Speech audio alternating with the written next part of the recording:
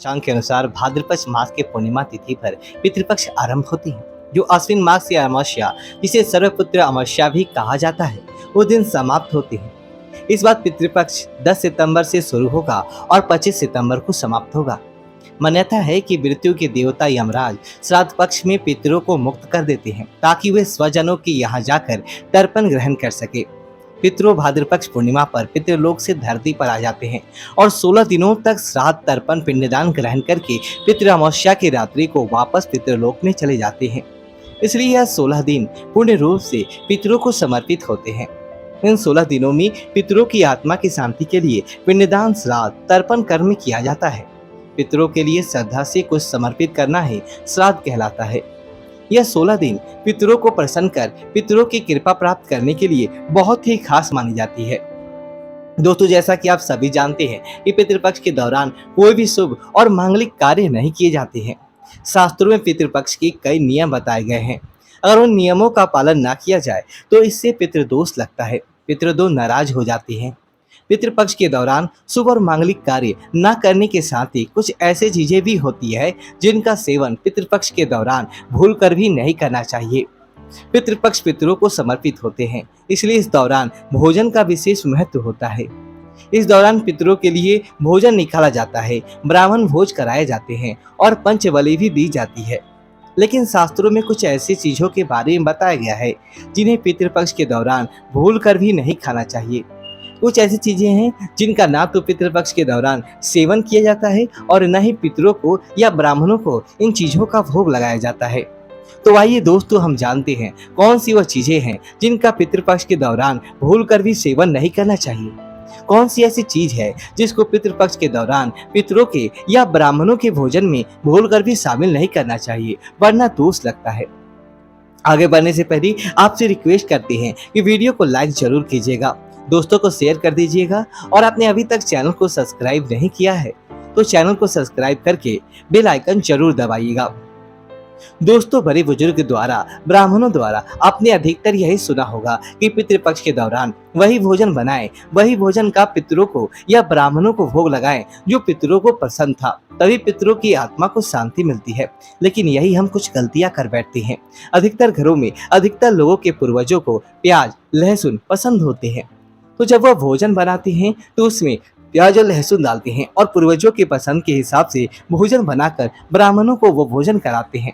या फिर जिनके पितरों को तामसिक भोजन पसंद, तब वे नॉनवेज लेकर किसी जरूरतमंद व्यक्ति को पितरों के नाम से दान कर देते हैं, जिससे उन्हें पितरों का आशीर्वाद प्राप्त हो।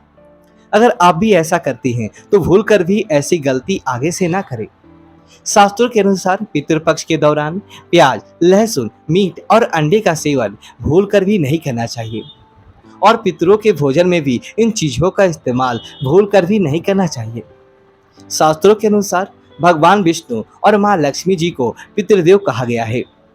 पितरों का भोजन श्राद्ध तर्पण पिंडदान सबसे पहले भगवान विष्णु और माँ लक्ष्मी जी ही स्वीकार करती हैं, उसके पश्चात ये पितरों को मिलता है। और भगवान विष्णु और माँ लक्ष्मी जी की पूजन में प्याज लहसुन मीट और अंडे का इस्तेमाल करना वर्जित बताया गया है। अगर आप पितरों के भोजन में मीट अंडा प्याज लहसुन और इन चीज़ों का इस्तेमाल करते हैं तो भगवान विष्णु और माँ लक्ष्मी उसे स्वीकार नहीं करेंगे, और जब पितृदेव स्वीकार नहीं करेंगे तो हमारे पितृ भी उस भोजन को स्वीकार नहीं करेंगे। इसलिए इस बात का हमेशा ध्यान रखें।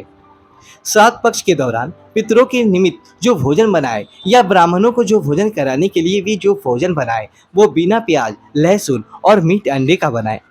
न ही पितरों के नाम का ऐसा भोजन आप किसी जरूरतमंद व्यक्ति को दान दें। श्राद्ध पक्ष के दौरान पितरों को जो भोजन बनाए वो बिना प्याज लहसुन और मीट अंडे का होना चाहिए। और ध्यान रखें, पितृपक्ष के दौरान आप भी प्याज लहसुन और मीट अंडे का इस्तेमाल भूल कर भी ना करें। श्राद्ध का सेवन भी ना करें। पितृपक्ष के दौरान बासी भोजन ना करें। पितृपक्ष के दौरान ना तो बासी भोजन करना चाहिए और ना ही किसी को कराना चाहिए। कोई जरूरतमंद व्यक्ति आपके द्वार पर आए और उसे भी आप बासी भोजन ना दें। शास्त्रों में बताया गया है कि पितृपक्ष के दौरान पितरों किसी भी रूप में द्वार पर आ जाते हैं, और अगर ऐसे में आप पितरों को बासी भोजन दे देंगे तो इससे आपको पितृदोष लगेगा। इसलिए इस बात का विशेष ध्यान रखना है। ना तो बासी भोजन आप स्वयं करें और ना ही किसी को दें। पितृपक्ष के दौरान चने का सेवन भी वर्जित होता है। यहाँ तक कि चने के सत्तू भी नहीं खाए जाते। चने के बेसन का इस्तेमाल कर सकते हैं। बेसन सिर्फ सब्जी बना सकते हैं, लेकिन काले चने और भुने चने का सेवन पितृपक्ष के दौरान ना करें। पितृपक्ष के दौरान चने के सत्तू के अलावा और भी किसी भी प्रकार के सत्तू का सेवन नहीं करना चाहिए। दोस्तों, पितृपक्ष में पितरों का भोजन बनाते समय भोजन में चावल, दाल या रोटी ना बनाएं। पितरों के लिए सदैव पका भोजन जैसे कि पूरी, कचौड़ी, पराठे इत्यादि बनाए जाते हैं। पितरों के भोजन में कच्ची चीजें, चावल, दाल और रोटी नहीं बनाई जाती है। आप स्वयं भोजन में चावल, दाल, रोटी का सेवन कर सकते हैं, लेकिन पितरों का जो भोजन बनाए, ब्राह्मणों को जो भोजन कराए, उसमें चावल, दाल और रोटी ना बनाए। पितरों का जो भोजन बनाया जाएगा उसमें आप मूंग और उड़द की दाल की कचौड़ी या फिर कुछ बना सकते हैं। इसमें दाल ना बनाए। दाल में पितृपक्ष के दौरान आप मसूर की दाल का सेवन ना करें। शास्त्रों में इसे वर्जित बताया गया है। मसूर की दाल के अलावा पितृपक्ष के दौरान काले नमक, काले जीरे का सेवन भी नहीं करना चाहिए और ना ही ब्राह्मण में भोजन में इन चीजों को शामिल करना चाहिए। पितृपक्ष में मूली, लौकी, खीरा और सरसों का साग ना तो खाया जाता है और ना ही खिलाया जाता है। श्राद्ध पक्ष में इन चीजों को खाना और खिलाना दोनों ही वर्जित होता है। श्राद्ध पक्ष के दौरान पितरों के भोजन में नींबू नहीं डाला जाता है। आप स्वयं नींबू का सेवन कर सकते हैं, लेकिन पितरों के भोजन में, ब्राह्मण भोजन में नींबू ना डालें। पितृपक्ष के दौरान कई तांत्रिक क्रियाएं भी की जाती है, इसलिए इस दौरान दूध, दही या फिर सफेद खाद्य पदार्थ जैसे कि सफेद रंग की मिठाई, बर्फी इत्यादि का सेवन नहीं करना चाहिए।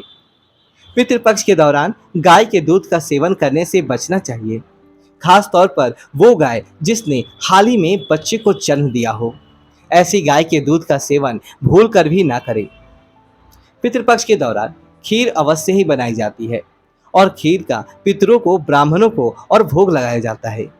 इसलिए आप पितृपक्ष के दौरान दूध से खीर बनाकर उसका भोग लगाकर प्रसाद के रूप में उसे ग्रहण कर सकते हैं, लेकिन खाली दूध का सेवन ना करें। सीधे तौर का सेवन ना करें। पितृपक्ष के दौरान करी बनाना और खाना भी वर्जित होता है, इस बात का विशेष ध्यान रखें। पितृपक्ष के दौरान कुल्थी की दान का भी सेवन ना करें। दोस्तों, ध्यान रखें, पितृपक्ष के दौरान आप पितरों के लिए जो भी भोजन बनाएं, उस भोजन में आप तिल अवश्य ही डालें।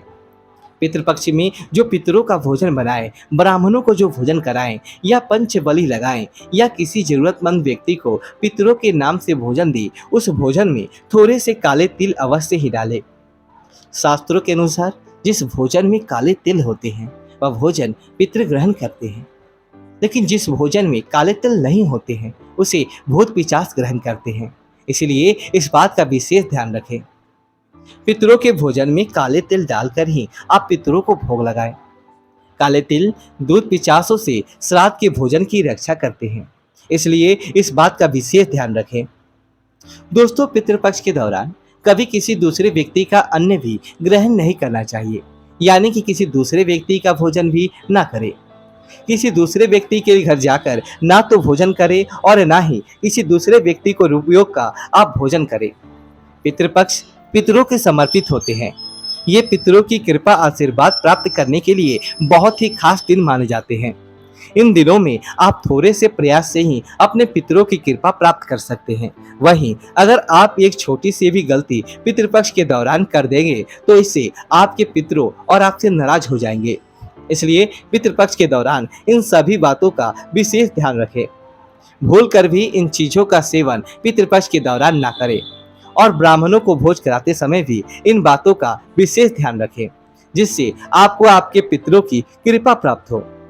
उम्मीद है कि आपको यह हमारी वीडियो अच्छी लगी हो तो वीडियो को लाइक करें और कमेंट बॉक्स में अपनी राय बताएं और हमारे चैनल को सब्सक्राइब करें। धन्यवाद दोस्तों।